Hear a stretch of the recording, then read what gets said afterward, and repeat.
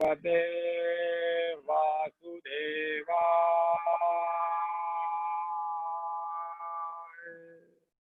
श्री हरि श्री हरि श्री हरि श्री हरि। श्रीमद् भागवत महापुराण महात्म्य तीसरा अध्याय। श्रीमद् भागवत की परंपरा।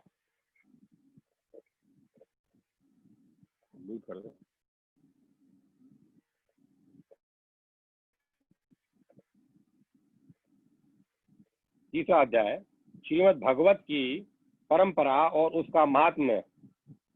भागवत श्रवण से श्रोताओं को भगवत धाम की प्राप्ति। सुत जी कहते हैं, उद्धव जी वहां एकत्र हुए। सुत जी कहते हैं, उद्धव जी ने वहां एकत्र हुए सब लोगों को श्री कृष्ण कीर्तन में लगा देखकर सभी का सत्कार किया और राजा परीक्षित को हृदय से लगाकर कहा। उद्धव जी ने कहा, राजन तुम धन्य हो, एकमात्र श्री कृष्ण की भक्ति से ही पूर्ण हो, क्योंकि श्री कृष्ण संकीर्तन के महोत्सव में तुम्हारा हृदय इस प्रकार निमग्न हो रहा है। बड़े सौभाग्य की बात है कि श्री कृष्ण की पत्नियों के प्रति तुम्हारी भक्ति और वज्रनाभ पर तुम्हारा प्रेम है। साथ तुम जो कुछ कर रहे हो सब तुम्हारे अनुरूप ही है। क्यों न हो, श्री कृष्ण ने ही तुम्हें शरीर और वैभव प्रदान किया है, अतः तुम्हारा उनके प्रपोत्र पर प्रेम होना स्वाभाविक ही है। इसमें तनिक भी संदेह नहीं कि समस्त द्वारका वासियों में ये लोग सबसे बढ़कर धन्य हैं, जिन्हें ब्रज में निवास कराने के लिए भगवान श्री कृष्ण ने अर्जुन को आज्ञा की थी। श्री कृष्ण का मन रूपी चंद्रमा राधा के मुख की प्रभा रूप चांदनी से युक्त हो उनकी लीला भूमि वृंदावन को अपनी किरणों से सुशोभित करता हुआ वहां सदा प्रकाशमान रहता है। श्री कृष्णचंद्र नित्य परिपूर्ण है। प्राकृत चंद्रमा की भांति उनमें वृद्धि और क्षय रूप विकार नहीं होते। उनकी जो 16 कलाएं हैं उनसे सहस्त्रों चिन्मय किरणें निकलती रहती हैं। इससे उनके सहस्त्रों भेद हो जाते हैं। इन सभी कलाओं से युक्त नित्य परिपूर्ण श्री कृष्ण इस ब्रज भूमि में सदा ही विद्यमान रहते हैं।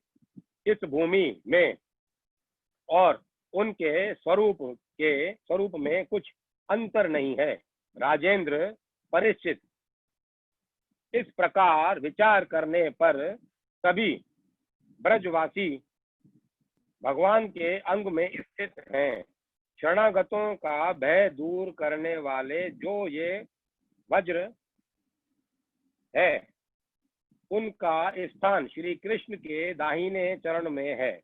इस अवतार में भगवान श्री कृष्ण ने इन सब को अपनी योग माया से अभिभूत कर लिया है।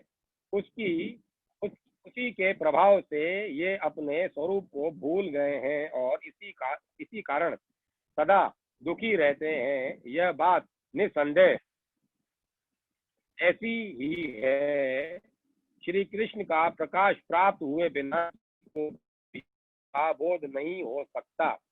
जीवों के अंतःकरण में जो कृष्ण तत्व का प्रकाश है, उस पर सदा माया का पर्दा पड़ा रहता है। 28वें द्वापर के अंत में जब भगवान श्री कृष्ण ही सामने प्रकट होकर अपनी माया का पर्दा उठा लेते हैं, उस समय जीवों को उनका प्रकाश प्राप्त होता है। किंतु अब वह समय तो बीत गया, इसीलिए उनके प्रकाश की प्राप्ति के लिए अब दूसरा उपाय बतलाया जा रहा है। सुनो, 28वें द्वापर के अतिरिक्त समय में यदि कोई श्री कृष्ण तत्व का प्रकाश पाना चाहे तो उसे वह श्रीमद् भगवत से ही प्राप्त हो सकता है। भगवान के भक्त जहाँ जब कभी श्रीमद् भागवत शास्त्र का कीर्तन और श्रवण करते हैं,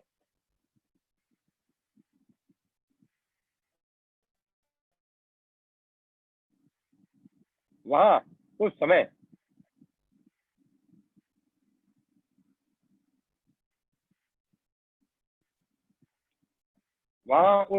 भगवान श्री कृष्ण साक्षात रूप से विराजमान रहते हैं। जहाँ श्रीमद् भागवत के एक या आधे श्लोक का ही पाठ होता है, वहाँ भी श्री कृष्ण अपनी प्रियतमा गोपियों के साथ विद्यमान रहते हैं।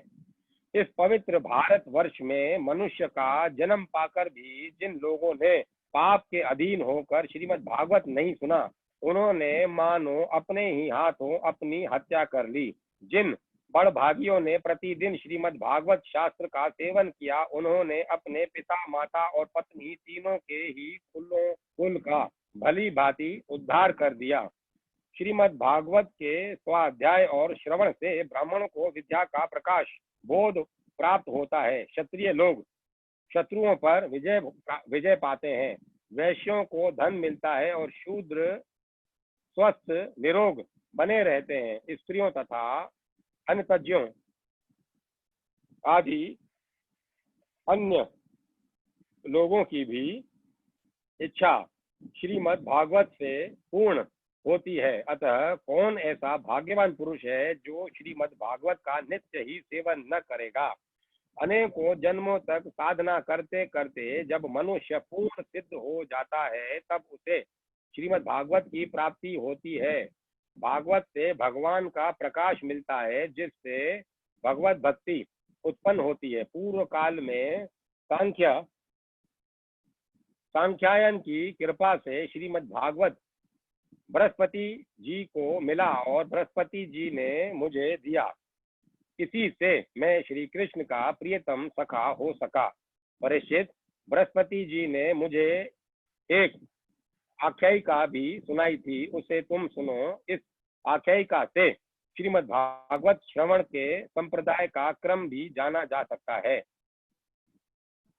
बृहस्पति जी ने कहा था, अपनी माया से पुरुष रूप धारण करने वाले भगवान श्री कृष्ण ने जब सृष्टि के लिए संकल्प किया, तब उनके दिव्य विग्रह से 3 पुरुष प्रकट हुए। इनमें रजोगुण की प्रधानता से ब्रह्मा, सतोगुण की प्रधानता से विष्णु और तमोगुण की प्रधानता से रुद्र प्रकट हुए। भगवान ने इन तीनों को क्रमशः जगत की उत्पत्ति, पालन और संहार करने का अधिकार प्रदान किया। तब भगवान के नाभि कमल से उत्पन्न हुए ब्रह्मा जी ने उनसे अपना मनोभाव यूं प्रकट किया।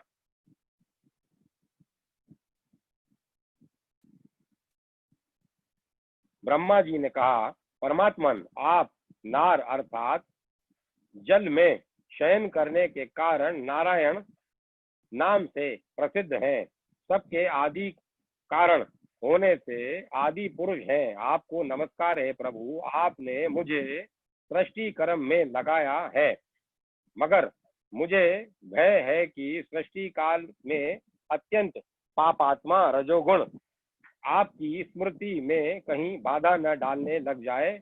अतः आप कृपा करके ऐसी कोई बात बताएं जिससे आपकी याद बराबर बनी रहे। बृहस्पति जी कहते हैं, जब ब्रह्मा जी ने ऐसी प्रार्थना की, तब पूर्व काल में भगवान ने उन्हें श्रीमद् भागवत का उपदेश देकर कहा, ब्राह्मण, तुम अपने मनोरथ की सिद्धि के लिए सदा ही इसका सेवन करते रहो। ब्रह्मा जी श्रीमद् भागवत का उपदेश पाकर बड़े प्रसन्न हुए और उन्होंने श्री कृष्ण की नित्य प्राप्ति के लिए तथा 7 आवरणों का भंग करने के लिए श्रीमद् भागवत का सप्ताह पारायण किया। सप्ताह यज्ञ की विधि से 7 दिनों तक श्रीमद् भागवत का सेवन करने से ब्रह्मा जी के सभी मनोरथ पूर्ण हो गए। इससे वे सदा भगवत स्मरण पूर्वक सृष्टि का विस्तार करते और बारंबार सप्ताह यज्ञ का अनुष्ठान करते रहते। ब्रह्मा जी की ही भांति विष्णु ने भी अपने अभिष्ट अर्थ की सिद्धि के लिए उन परम पुरुष परमात्मा से प्रार्थना की, क्योंकि इन पुरुषोत्तम ने विष्णु को भी प्रजापालन रूप कर्म में नियुक्त किया था। विष्णु ने कहा, देव, मैं आपकी आज्ञा के अनुसार कर्म और ज्ञान के उद्देश्य से प्रवृत्ति और निवृत्ति के द्वारा यथोचित रूप से प्रजा का पालन करूंगा। कालक्रम से जब जब धर्म की हानि होगी तब तब अनेकों अवतार धारण कर पुनः धर्म की स्थापना करूंगा। जो भोगों की इच्छा रखने वाले हैं उन्हें अवश्य ही उनके किए हुए यज्ञ आदि कर्मों का फल अर्पण करूंगा तथा जो संसार बंधन से मुक्त होना चाहते हैं, विरक्त हैं, उन्हें उनके इच्छा अनुसार 5 प्रकार की मुक्ति भी प्रदान करूंगा। परंतु जो लोग मोक्ष भी नहीं चाहते उनका पालन मैं कैसे करूंगा, यह बात समझ में नहीं आती। इसके अतिरिक्त मैं अपनी तथा लक्ष्मी जी की भी रक्षा कैसे कर सकूंगा, उसका उपाय भी बतलाइए। विष्णु जी की यह प्रार्थना सुनकर आदि पुरुष श्री कृष्ण ने उन्हें भी श्रीमद् भागवत का उपदेश किया और कहा, तुम अपने मनोरथ की सिद्धि के लिए इस श्रीमद् भागवत शास्त्र का सदा पाठ किया करो। उस उपदेश से विष्णु भगवान का चित्त प्रसन्न हो गया और वे लक्ष्मी जी के साथ प्रत्येक मास में श्रीमद् भागवत का चिंतन करने लगे। इससे वे परमार्थ का पालन और यथार्थ रूप से संसार की रक्षा करने में समर्थ हुए। जब भगवान विष्णु स्वयं वक्ता होते हैं और लक्ष्मी जी प्रेम से श्रवण करती हैं, उस समय प्रत्येक बार भागवत कथा का श्रवण 1 मास में ही समाप्त होता है। किंतु जब लक्ष्मी जी स्वयं वक्ता होती हैं और विष्णु श्रोता बनकर सुनते हैं, तब भगवत कथा का रसास्वादन 2 मास तक होता रहता है। उस समय कथा बड़ी सुंदर, बहुत ही रुचिकर होती है। इसका कारण यह है कि विष्णु तो अधिकारुण हैं, उन्हें जगत के पालन की चिंता करनी पड़ती है, पर लक्ष्मी जी इन झंझटों से अलग है, अतः उनका हृदय निश्चिंत है। इसी से लक्ष्मी जी के मुख से भगवत कथा का रसास्वादन अधिक प्रकाशित होता है। इसके पश्चात रुद्र ने भी जिन्हें भगवान ने पहले संहार कार्य में लगाया था, अपनी सामर्थ्य की वृद्धि के लिए उन परम पुरुष भगवान श्री कृष्ण से प्रार्थना की। रुद्र ने कहा, मेरे प्रभु देव मुझ में नित्य नैमित्तिक और प्राकृत संहार की शक्तियां तो हैं, पर अत्यंतिक संहार की शक्ति बिल्कुल नहीं है। यह मेरे लिए बड़े दुख की बात है। इसी कमी की पूर्ति के लिए मैं आपसे प्रार्थना करता हूँ।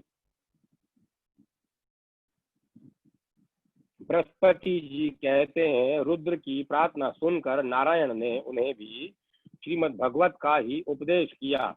सदाशिव रुद्र ने एक वर्ष में एक पारायण के क्रम से भगवत कथा का सेवन किया। इसके सेवन से उन्होंने तमोगुण पर विजय पाई और अत्यंतिक संहार मोक्ष की शक्ति भी प्राप्त कर ली। उद्धव जी कहते हैं, श्रीमद् भगवत के महात्म के संबंध में यह आख्यायिका मैंने अपने गुरु श्री बृहस्पति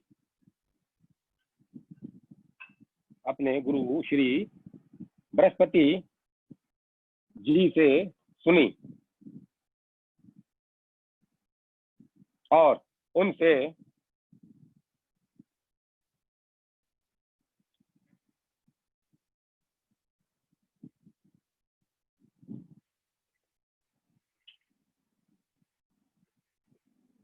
ओम नमो भगवते वासुदेवाय। ओम नमो भगवते वासुदेवाय।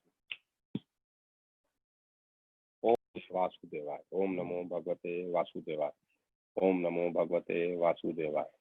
ओम नमो भगवते वासुदेवाय। ओम नमो भगवते वासुदेवाय। ओम नमो भगवते वासुदेवाय। ओम नमो भगवते वासुदेवाय।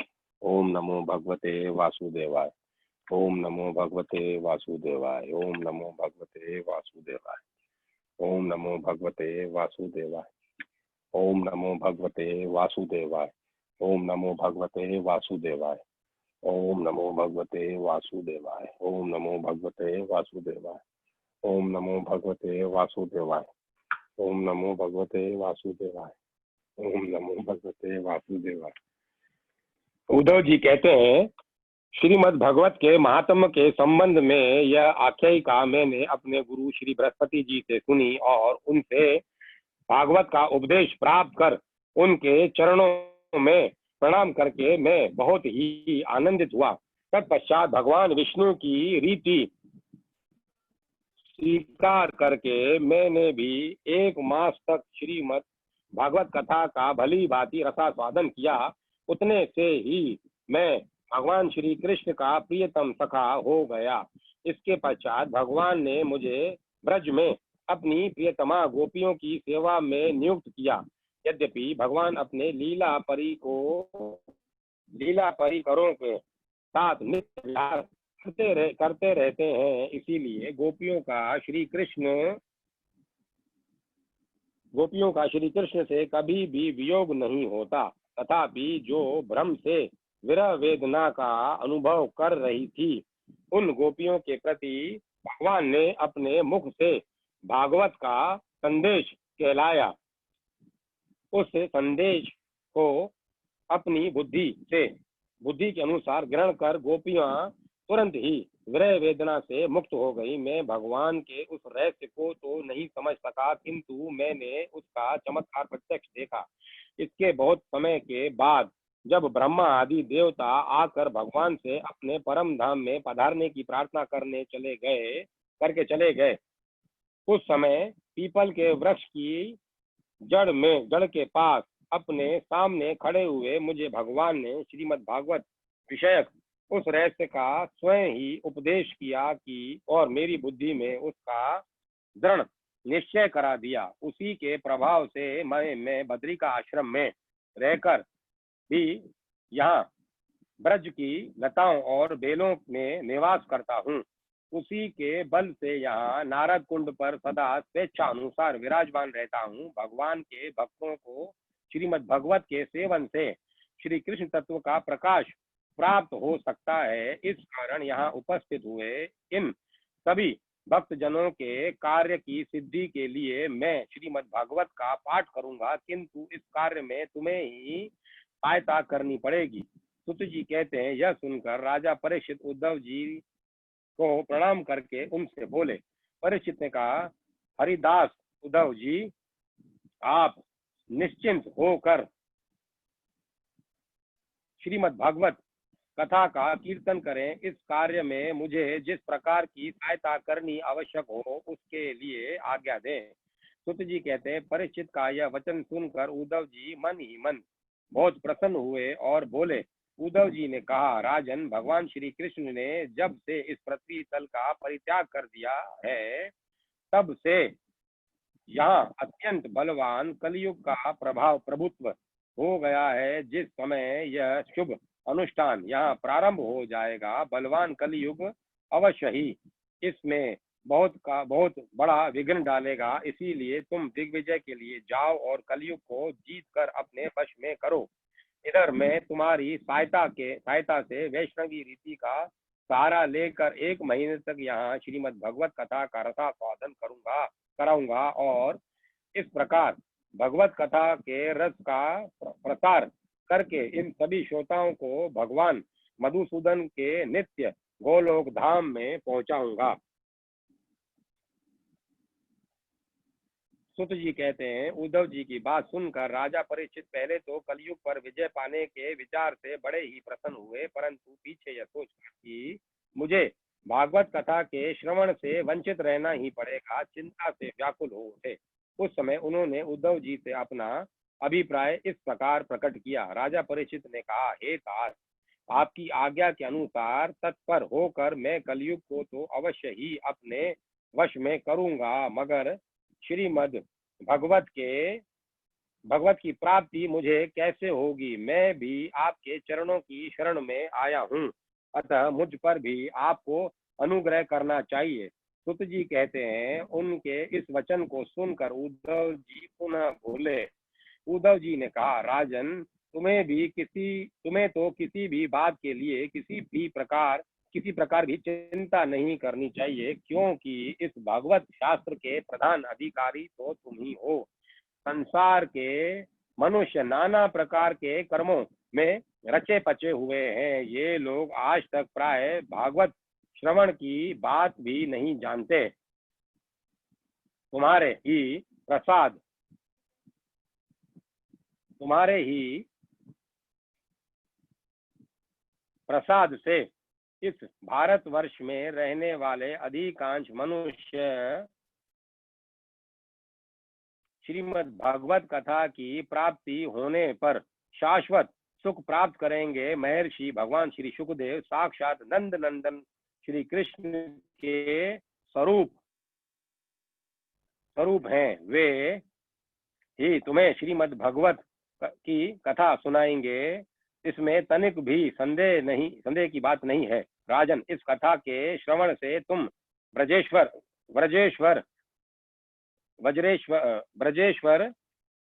श्री कृष्ण के नित्य धाम को प्राप्त करोगे। उस कथा के श्रवण से तुम ब्रजेश्वर श्री कृष्ण के नित्य धाम को प्राप्त करोगे। इसके पश्चात इस पृथ्वी पर श्रीमद् भगवत कथा का प्रचार होगा। अतः राजेंद्र परीक्षित, तुम जाओ और कलयुग को जीत कर अपने वश में करो। सुत जी कहते हैं, उद्धव जी के इस प्रकार कहने पर राजा परीक्षित ने उनकी परिक्रमा करके उन्हें प्रणाम किया और दिग्विजय के लिए चले गए। इधर वज्र ने भी अपने पुत्र प्रतिबाहु को अपनी राजधानी मथुरा का राजा बना दिया और माताओं को साथ लेकर उसी स्थान पर जहां उद्धव जी प्रकट हुए थे जाकर श्रीमद् भगवत कथा सुनने की इच्छा से रहने लगे। तदंतर उद्धव जी ने वृंदावन में गोवर्धन पर्वत के निकट 1 महीने तक श्रीमद् भागवत कथा के रस की धारा आई। उस रस का आस्वादन करते समय प्रेमी श्रोताओं की दृष्टि से सब और भगवान की सच्चिदानंदमयी लीला प्रकाशित हो गई और सर्वत्र श्री कृष्णचंद्र का साक्षात्कार करने लगा। उस समय सभी श्रोताओं ने अपने को भगवान के स्वरूप में स्थित देखा।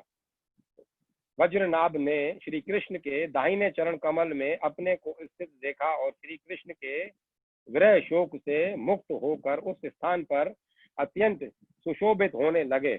वज्रनाभ भी वे रोहिणी आदि माताएं भी रसिकी रास की रजनी में प्रकाशित होने वाले श्री कृष्ण रूपी चंद्रमा के विग्रह में अपने को कला और प्रभा के रूप में स्थित देख बहुत ही विस्मित हुई तथा अपने प्राण प्यारे की विरह वेदना से छुटकारा पाकर उनके परम धाम में प्रविष्ट हो गई। इसके अतिरिक्त भी जो श्रोता गण वहां उपस्थित थे वे भी भगवान की नित्य अंतरंग लीला में सम्मिलित होकर इस स्थूल व्यवहारिक जगत से तत्काल अंतर ध्यान हो गए। वे सभी सदा ही गोवर्धन पर्वत के कुंज और झाड़ियों में, वृंदावन, काम्यवन आदि वनों में तथा वहां की दिव्य गौओं के बीच में श्री कृष्ण के साथ विचरते हुए अत्यंत आनंद का अनुभव करते रहते हैं। जो लोग श्री कृष्ण के प्रेम में मग्न हैं उन भावुक भक्तों को उनके दर्शन भी होते हैं। कुछ जी कहते हैं, जो लोग इस भगवत प्राप्ति की कथा को सुनेंगे और कहेंगे उन्हें भगवान मिल जाएंगे और उनके दुखों का सदा के लिए अंत हो जाएगा। चौथा अध्याय श्रीमद् भागवत का स्वरूप, प्रमाण, श्रोताओं वक्ताओं के लक्षण, श्रवण विधि और महात्म्य। शौनक आदि ऋषियों ने कहा, सुत जी आपने हम लोगों को बहुत अच्छी बात बताई। आपकी आयु बढ़े, आप चिरंजीवी हों और चिरकाल तक हमें इसी प्रकार उपदेश करते रहें। आज हम लोगों ने आपके मुख से श्रीमद् भगवत का अपूर्व महात्म्य सुना है। सुत जी अब इस समय आप हमें यह बतलाइए कि श्रीमद् भागवत का स्वरूप क्या है, उसका प्रमाण, उसकी श्लोक संख्या कितनी है, किस विधि से उसका श्रवण करना चाहिए तथा श्रीमद् भागवत के वक्ता और श्रोताओं के क्या लक्षण हैं। अभिप्राय यह है कि उसके वक्ता और श्रोता कैसे होना चाहिए। श्री सुत जी कहते हैं, ऋषिगण, श्रीमद् भागवत और भगवान का स्वरूप सदा एक ही है और वह है सच्चिदानंद में। भगवान श्री कृष्ण में जिनकी लगन लगी है, उन भावुक भक्तों के हृदय में जो भगवान के माधुर्य भावों को अभिव्यक्त करने वाला, उनके दिव्य माधुर्य रस का आस्वादन कराने वाला सर्वोत्कृष्ट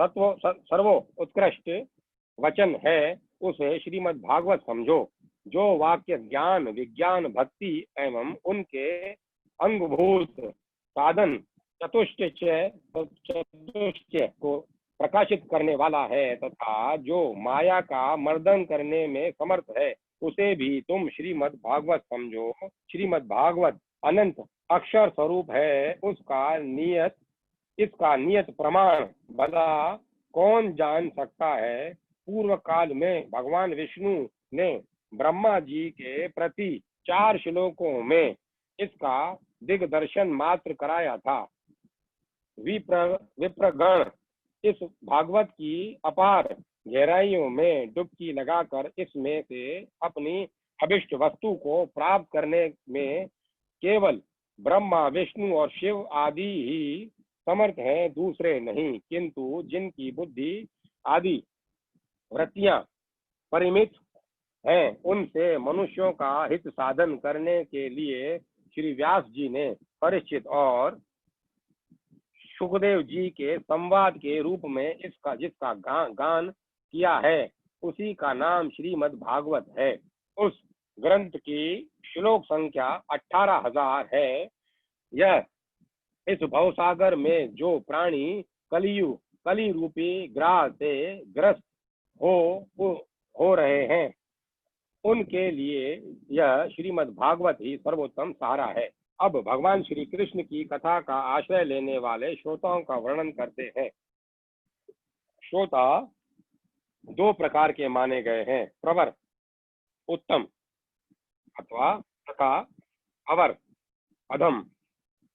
प्रवर श्रोताओं के चातक, हंस, शुक और मीन आदि कई भेद हैं।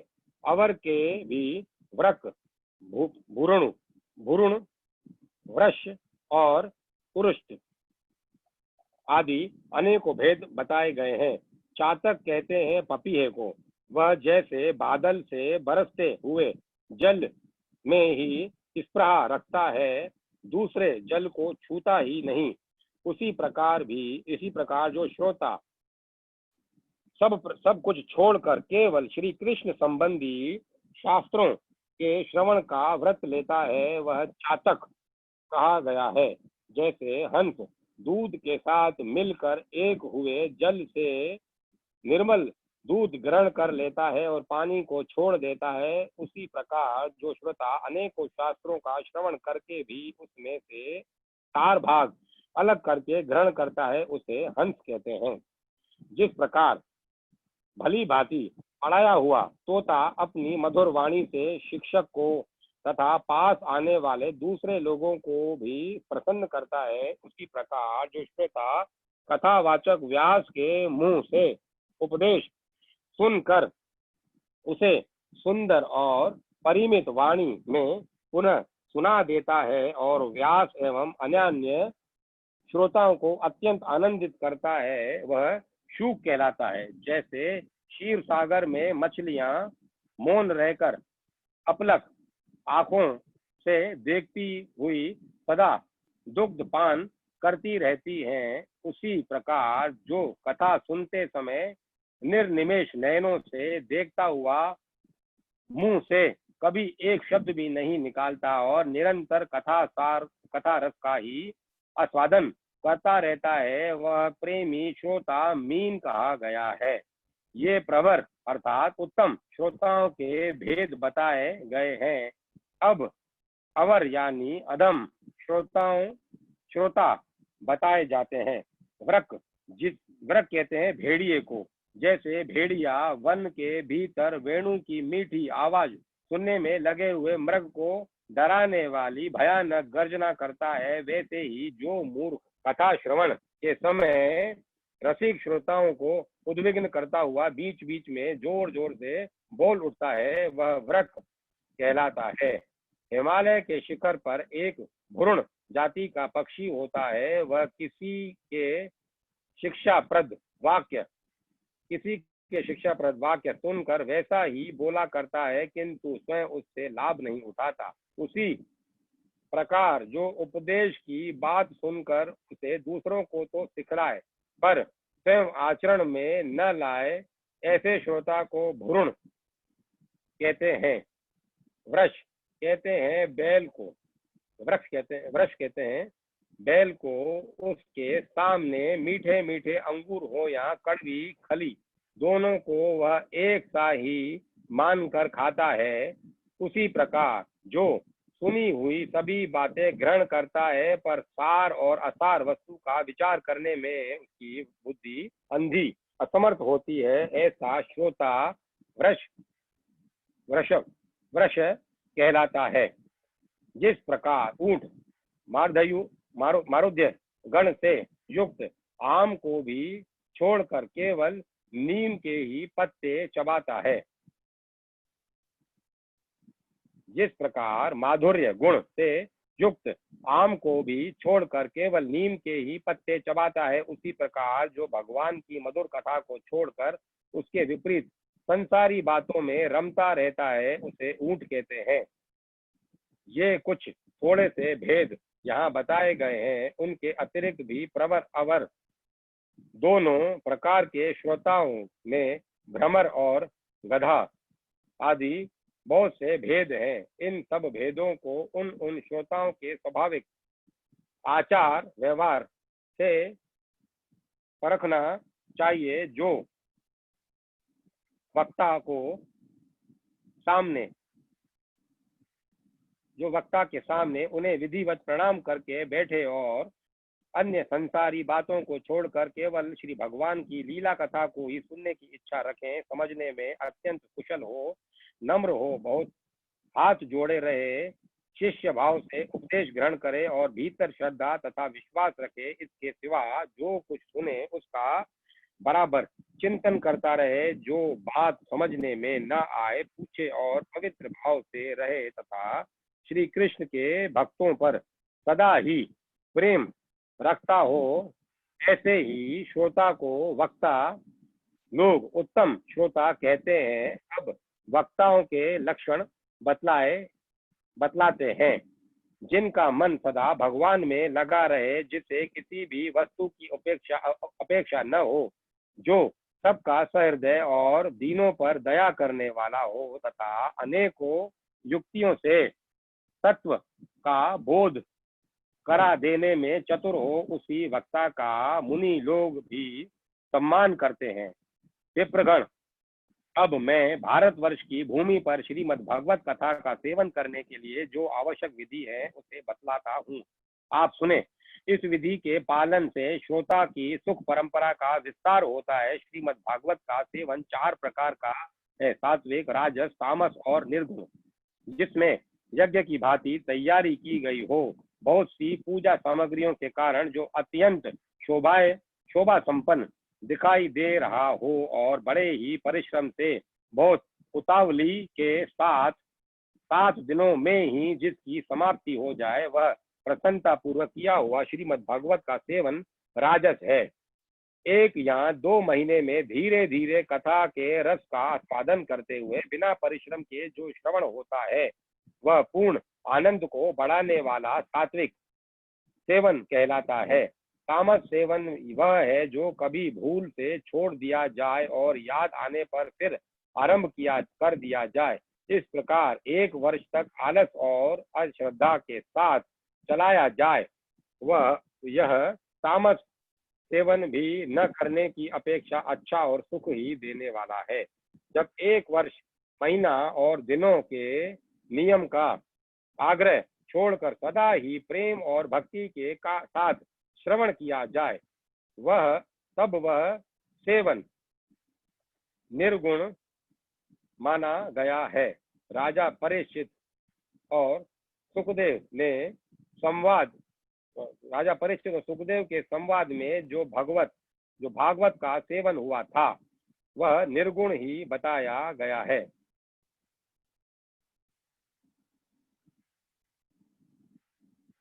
निर्गुण ही बताया गया है। उसमें जो 7 दिनों की बात आती है वह राजा की आयु के बचे हुए दिनों की संख्या के अनुसार है, सप्ताह कथा का नियम करने के लिए नहीं। भारतवर्ष के अतिरिक्त अन्य स्थानों में भी त्रिगुण, सात्विक, राजस और तामस अथवा निर्गुण सेवन अपनी रुचि के अनुसार करना चाहिए। तात्पर्य यह है कि जिस किसी प्रकार भी हो सके श्रीमद् भागवत का सेवन, उसका श्रवण करना ही चाहिए। जो केवल श्री कृष्ण की लीलाओं के ही श्रवण, कीर्तन और रसास्वादन के लिए ललाहित रहते हैं और मोक्ष की भी इच्छा नहीं रखते, उनका तो श्रीमद् भागवत ही धन है। तथा जो संसार के दुखों से घबरा कर अपनी मुक्ति चाहते हैं, उनके लिए भी यही इस भव रोग की औषधि है। अतः इस कलिकाल में उसका प्रयत्न पूर्वक सेवन करना चाहिए। इनके अतिरिक्त जो लोग विषयों में ही रमण करने वाले हैं, सांसारिक सुखों की जिन्हें सदा चाह रहती है, उनके लिए भी अब इस कलियुग में सामर्थ्य, धन और विधि विधान का ज्ञान न होने के कारण कर्म मार्ग यज्ञादि से मिलने वाली सिद्धि अत्यंत दुर्लभ हो गई है। ऐसी दशा में उन्हें भी सब प्रकार से अब इस भागवत कथा का ही सेवन करना चाहिए। यह श्रीमद् भागवत की कथा धन, पुत्र, स्त्री, हाथी, घोड़े आदि वाहन, यश, मकान और निष्कटक राज्य भी दे सकती है। सकाम भाव से भागवत का सहारा लेने वाले मनुष्य इस संसार में मनोवांछित उत्तम भोगों को भोग कर अंत में श्रीमद् भागवत के ही संग से श्री हरि के परम धाम को प्राप्त हो जाते हैं। जिनके यहाँ श्रीमद् भागवत की कथा वार्ता होती हो तथा जो लोग उस कथा के श्रवण में लगे रहते हों, उनकी सेवा और सहायता अपने शरीर और धन से करनी चाहिए। उन्हीं के अनुग्रह से सहायता करने वाले पुरुष को भी भागवत सेवन का पुण्य प्राप्त होता है। कामना 2 वस्तुओं की होती है, श्री कृष्ण की और धन की। श्री कृष्ण के सिवाय जो कुछ भी चाहा जाए वह सब धन के अंतर्गत ही है, उसकी धन संज्ञा है। श्रोता और वक्ता भी 2 प्रकार के माने गए हैं, एक श्री कृष्ण को चाहने वाले और दूसरे धन को। जैसा वक्ता वैसा ही श्रोता भी हो तो वहाँ कथा में रस मिलता है अथवा सुख की वृद्धि होती है। यदि दोनों विपरीत विचार के हों तो रसाभास हो जाता है, अतः फल की हानि हो जाती है। किंतु जो श्री कृष्ण को चाहने वाले वक्ता और श्रोता हैं, उन्हें विलंब होने पर भी सिद्धि अवश्य मिलती है। उन धनार्थों को तो तभी सिद्धि मिलती है जब उनके अनुष्ठान का विधि विधान पूरा उतर जाए। श्री कृष्ण की चाह रखने वाला सर्वथा गुणहीन हो और उसकी विधि में कुछ कमी रह जाए तो भी यदि उसके हृदय में प्रेम है तो वही उसके लिए सर्वोत्तम विधि है। सकाम पुरुष तो कथा की समाप्ति के दिन तक स्वयं सावधानी के साथ सभी विधियों का पालन करना सकाम पुरुष को कथा की समाप्ति के दिन तक स्वयं सावधानी के साथ सभी विधियों का पालन करना चाहिए। भागवत कथा के श्रोता और वक्ता दोनों के ही पालन करने योग्य विधि यह है, प्रतिदिन प्रातः काल स्नान करके अपना नित्य कर्म पूरा कर ले, फिर भगवान का चरणामृत पीकर पूजा के समान से श्रीमद् भागवत की पुस्तक और गुरुदेव व्यास का पूजन करे। इसके पश्चात अत्यंत प्रसन्नता पूर्वक श्रीमद् भागवत की कथा स्वयं कहे अथवा सुने। दूध या खीर का मौन भोजन करे, नित्य ब्रह्मचर्य का पालन और भूमि पर शयन करे, क्रोध और लोभ आदि को त्याग दे, प्रतिदिन कथा के अंत में कीर्तन करे और कथा समाप्ति के दिन रात्रि में जागरण करे, समाप्ति होने पर ब्राह्मणों को भोजन कराकर उन्हें दक्षिणा से संतुष्ट करे, कथावाचक गुरु को वस्त्र आभूषण आदि देकर गौ भी अर्पण करे। इस प्रकार विधि विधान पूर्ण करने पर मनुष्य को स्त्री, घर, पुत्र, राज्य और धन आदि जो जो उसे अभिष्ट होता है वह सब मनोवांछित फल प्राप्त होता है, परंतु सकाम भाव बहुत बड़ी विडंबना है, वह श्रीमद् भगवत की कथा में शोभा नहीं देता। श्री सुखदेव जी के मुख से कहा हुआ यह श्रीमद् भागवत शास्त्र तो कलयुग में साक्षात श्री कृष्ण की प्राप्ति कराने वाला है और नित्य प्रेमानंद रूप फल प्रदान करने वाला है। श्रीमद् भगवत महात्म्य समाप्त। हरिओम तत्सत, हरिओम तत्सत, हरिओम तत्सत। आप सभी श्रोताओं को बहुत बहुत बधाई, आपको बहुत बहुत शुभकामनाएं कि अपन सब ने इस भगवत महापुराण का श्रवण किया। भगवान ने जैसा करवाया, जिस विधि से करवाया, भगवान उसको कबूल करे और हमारे अंदर जो अवगुण है, जो हीनता है, जो कमियां हैं, जो अज्ञानता है, उन सब के लिए हमें क्षमा करे और हमारी अज्ञानता, हमारी भूलें, हमारी कमियां सदा के लिए हमसे दूर रखे प्रभु।